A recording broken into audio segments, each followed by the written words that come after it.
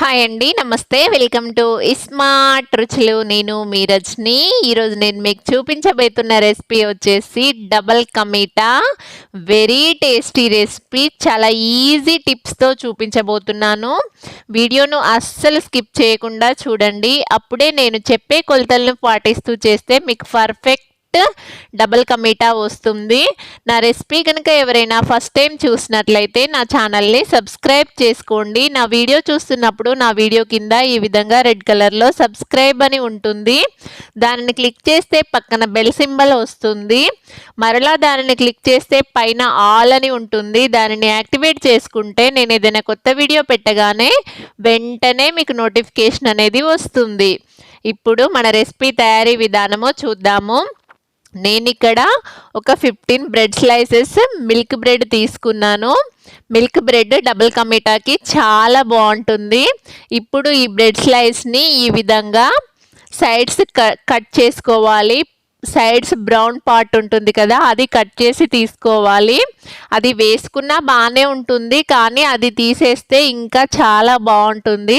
అందుకోసం మొత్తం బ్రెడ్ స్లైస్ని ఈ విధంగా కట్ చేసి వాటిని మళ్ళీ స్క్వేర్ షేప్ లాగా ఈ విధంగా చిన్న చిన్నగా కట్ చేసుకోవాలి. ఇలా మొత్తం కట్ చేసి పెట్టుకోవాలి. నేను వీటిని ఇలా మొత్తం కట్ చేసుకున్న తర్వాత ఒక 1 to 2 అవర్స్ ఎండలో ఆరబెట్టుకున్నాను. అప్పుడు దాంట్లో ఉన్న తేమంతా పోయి చాలా బాగా ఫ్రై అవుతుంది. ఇప్పుడు ఒక ప్యాన్ పెట్టి అందులో నెయ్యి వేసుకోవాలి. నేను ఇప్పుడు ఈ 15 బ్రెడ్ స్లైసెస్కి ఈజీగా 1/2 kg నెయ్యి వరకు పడుతుంది. ఈ విధంగా నెయ్యి వేసి అందులో మనం ముందుగా కట్ చేసుకున్నటువంటి బ్రెడ్ స్లైసెస్ ఉన్నాయి కదా, వాటిని ఈ విధంగా వేసుకొని బ్రౌన్ కలర్ వచ్చేంత వరకు టర్న్ చేస్తూ వేయించుకొని తీసుకోవాలి. నెయ్యి ఇష్టం లేని వాళ్ళు ఆయిల్లో కూడా ఫ్రై చేసుకోవచ్చు. ఫ్లేవర్లెస్ ఆయిల్ ఉంటుంది కదా, గోల్డ్ డ్రాప్, ఫ్రీడమ్ అట్లాంటి ఆయిల్స్ వేసి కూడా ఫ్రై చేసుకోవచ్చు. అంతే టేస్ట్ వస్తుంది. ఏమాత్రం తీసిపోదు. ఆయిల్తో స్మెల్ అలా ఏముండదు. నెయ్యి ఇష్టం లేని వాళ్ళు ఆయిల్తో కూడా చేసుకోవచ్చు. చాలా బాగా వస్తుంది. ఇలాగే మిగతావి మొత్తం వేయించి తీసుకోవాలి. మనం కట్ చేసుకున్న ఆ బ్రౌన్ పార్ట్ ఉన్నాయి కదా, అవి వేస్ట్ కాకుండా బ్రెడ్ హల్వా కానీ ఇంకా వేరే విధంగా కూడా యూజ్ చేసుకోవచ్చు. బ్రెడ్ బజ్జీ లాగా కూడా వేసుకోవచ్చు. పిల్లలకి స్నాక్స్ లాగా వేసియచ్చు. చాలా బాగుంటాయి. ఇదే విధంగా మొత్తం వేయించి తీసుకోవాలి. కొద్ది కొద్దిగా నెయ్యి వేస్తూ వేయించుకోవాలి. ఒకేసారిగా వేస్తే బ్రెడ్ పీసెస్ అనేది మొత్తం పీల్చుకుంటుంది. అందుకోసం కొద్ది కొద్దిగా వేస్తూ వేయించుకోవాలి. నేను ఇక్కడ మొత్తం వేయించి తీసుకున్నాను. తర్వాత ఇదే ప్యాన్ కడిగి దాంట్లో ఒక 1/2 లీటర్ పాలు వేయాలి. మనం బ్రెడ్ డబల్ కమీటాలో కొంచెం కోవా యాడ్ చేస్తారు కదా, అది మనం ఇంట్లోనే ప్రిపేర్ చేసుకోవచ్చు. ఇలా ఒక 1/2 లీటర్ మిల్క్ వేసి కలుపుతూ ఉండాలి. పైన అట్టు వస్తుంది కదా, దాన్ని ఒక సైడ్కి అంటూ ఈ విధంగా కలుపుతూ ఉంటే కొద్దిసేపటికి కోవా అనేది ఫామ్ అవుతుంది. ఇది ఇలా అవుతుండగా పక్కన మనం షుగర్ పాకం తీసుకోవాలి. మనం తీసుకున్న 15 బ్రెడ్ స్లైస్కి నేను 1.5 కప్ షుగర్ వేసుకుంటున్నాను. 1.5 కప్ అనేది కరెక్ట్గా సరిపోతుంది. తర్వాత 1.5 కప్ వాటర్ వేసి స్టవ్ ఆన్ చేసి కలుపుతూ ఉండాలి. పాకం అనేది స్టిక్కీగా వచ్చేంత వరకు కలుపుతూ ఉండాలి. దీంట్లో కొంచెము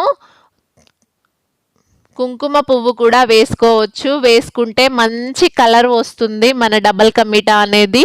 కుంకుమ పువ్వు లేని వాళ్ళు కలర్ కూడా వేసుకోవచ్చు. కొంచెం ఆరెంజ్ ఫుడ్ కలర్ వేసుకోవచ్చు. చూడండి, ఈ విధంగా స్టిక్కీగా వచ్చాక కొంచెం ఇలాచీ పౌడర్ వేసుకొని ఒక 1/2 స్పూన్ వేసుకోండి. స్టవ్ ఆఫ్ చేసి పక్కన పెట్టుకోవాలి. ఇప్పుడు మన పాలు చూడండి, ఈ విధంగా కలుపుతూ ఉంటే కొద్దిసేపటికి ఈ విధంగా కొంచెము పాలు అనేది థిక్నెస్ వచ్చి కోవా లాగా ఫామ్ అవుతుంది. చూడండి, మనం పాలను మీడియం ఫ్లేమ్లో పెట్టి కలుపుతూ ఉండాలి. అప్పుడే మనకు పర్ఫెక్ట్గా కోవా అనేది ఫామ్ అవుతుంది. తర్వాత దీంట్లో 2 స్పూన్స్ షుగర్ వేసి కలుపుకోవాలి. మనం ఈ మిల్క్కి సరిపడా షుగర్ని మాత్రం దీంట్లో వేయాలి. అప్పుడు కోవా పర్ఫెక్ట్గా వస్తుంది. తర్వాత ఒక పావు స్పూను ఇలాచీ పౌడర్ వేసి ఈ విధంగా మొత్తం కలిపి స్టవ్ ఆఫ్ చేసి పక్కన పెట్టుకోవాలి. ఇప్పుడు చూడండి, ఈ కన్సిస్టెన్సీ వస్తే మనకు సరిపోతుంది. మరీ థిక్గా కోవా రానవసరం లేదు. తర్వాత మనం ముందుగా రెడీ చేసుకున్న పాకంలో వేయించి పెట్టుకున్నటువంటి బ్రెడ్ స్లైసెస్ని వేసుకొని పాకం అనేది వేడిగానే ఉండాలి. అప్పుడే మన బ్రెడ్ స్లైసెస్ బాగా పీల్చుకుంటాయి. ఈ విధంగా వేసిన తర్వాత పైన నుండి మనం ముందుగా రెడీ చేసుకున్నటువంటి కోవా మిశ్రమాన్ని వేసుకోవాలి. చాలా తక్కువ ఖర్చుతో చాలా పర్ఫెక్ట్గా చేసుకోవచ్చు మన ఇంటికి ఎవరైనా గెస్ట్లు వచ్చినప్పుడు.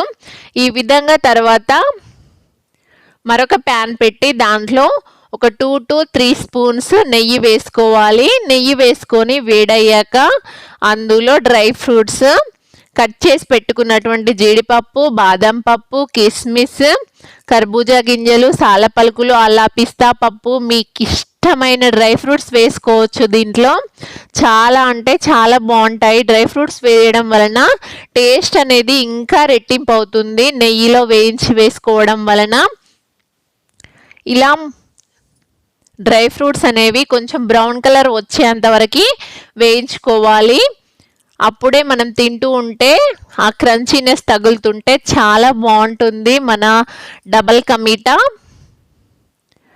చూడండి, ఇప్పుడు వేగిపోయాయి. వీటిని మనం ముందుగా రెడీ చేసి పెట్టుకున్న బ్రెడ్ మిశ్రమంలో వేసుకోవాలి. చూడండి, మన పాకాన్ని కూడా బ్రెడ్స్ మొత్తం పీల్చేసుకున్నాయి.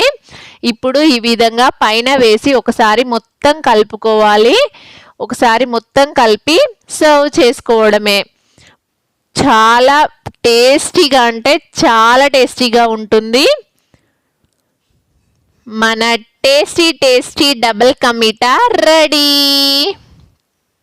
మీ ఇంటికి ఎవరైనా గెస్ట్లు వచ్చినప్పుడు ఇది ట్రై చేయండి. చాలా అంటే చాలా బాగుంటుంది. తక్కువ ఖర్చుతో ఎక్కువ మెంబర్స్కి మనం ఈజీగా సర్వ్ చేయవచ్చు.